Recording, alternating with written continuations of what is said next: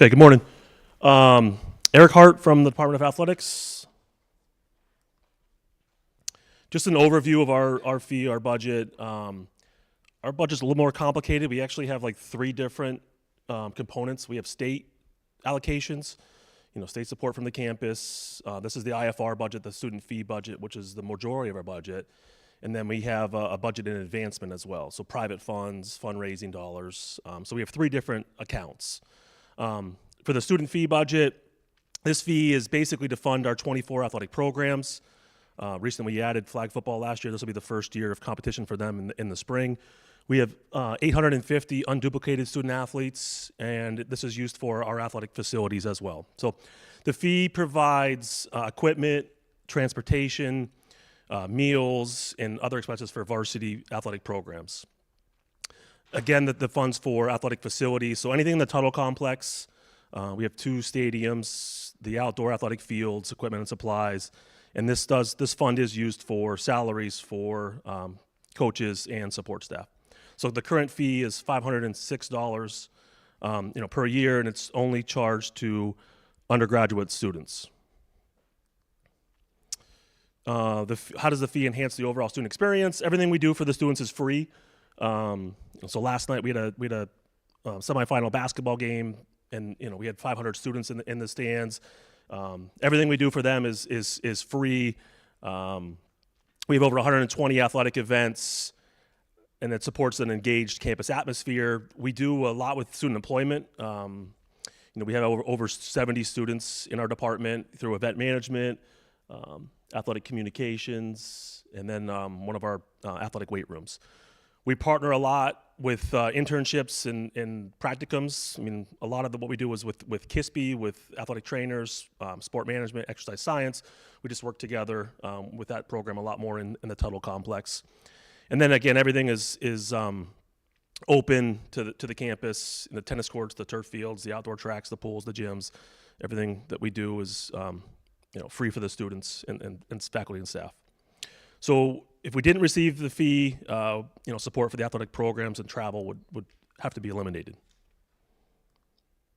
Financial update, overall unit, we've grown, we're in enrollment management. That's our division. So since 2023, we are up 213 student athletes. So, we've really grown our rosters. And I'll show you a slide on kind of how we recruit and some of the roster management stuff. We have 345 female student athletes. That's our largest cohort, with the addition of flag football this fall. In order to accommodate the roster sizes, we grew. We've really grown in the last couple of years, but we've added strategically. We've added an athletic trainer. We've added a strength and conditioning person. So we've put staff in the right positions to help accommodate the size of our program, because we are one of the largest ones in our conference. A few years ago, we switched from the Suny conference into the Empire 8 conference with the idea to save. Financially, it's more local competition. So it's Geneseo, Fisher, Naz, Houghton, Alfred. It's more of regional schedules. This is the increased cost in preseason and intersession meals with larger rosters. So that is one of the expenses is. As we've grown, it has become more expensive during the preseason, during the intersessions, when our teams are much larger than they were previously. We do have a carry forward deficit, operating deficit, around $700,000 to $800,000 every year in the IFR account. I anticipated $3.2 million deficit in the IFR at the end of this year. That's not a new thing. I mean, that's something we've been trying to work with for a long time. A lot of the SUNY schools are in the same situation with the fee-based budget. Operation costs and personnel costs have gone up. So we're working through that with cabinet right now, trying to figure out how to reduce the IFR account. Other things we do is the Golden Eagles, our fundraising accounts, our Golden Eagle Society. We have the Day of Giving coming up in April. We'll raise $100,000 in one day, and we do facility rentals as well. We own some department buses, and we have department vans that we'll use to help offset travel. We don't do a lot of that in the winter with the weather, but we do use our buses as much as we can especially for local competitions. This is from roster management side of things. This is kind of how we operate with coaches. They have minimum rosters. They have to bring in a certain number. So this is our female programs, like their goals for roster management. Everyone's hit their goals. So, but again, it just goes to the growth of enrollment for us. So this is the women's roster.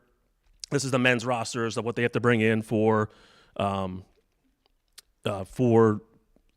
enrollment. So again, they're not like, they may be larger. Like football's a good example. Like they have 125. They'll start with 140. So they'll bring in 50 freshmen. Some may quit. Some may not make the roster. But the goal is to have 125 on the roster for the year. 26, 27 financials. We're asking for a fee increase. We're asking for a $19 fee increase. We haven't had a fee increase with Suny in a few years. Again, the roster sizes. Athletics does bring in 15 to 20% of the incoming class every year from a recruitment standpoint. Transition to the Empire 8, which has saved us with hotels and travel costs. Campus has helped us. They've reduced our overhead from 16% to 8% just to help with the IFR.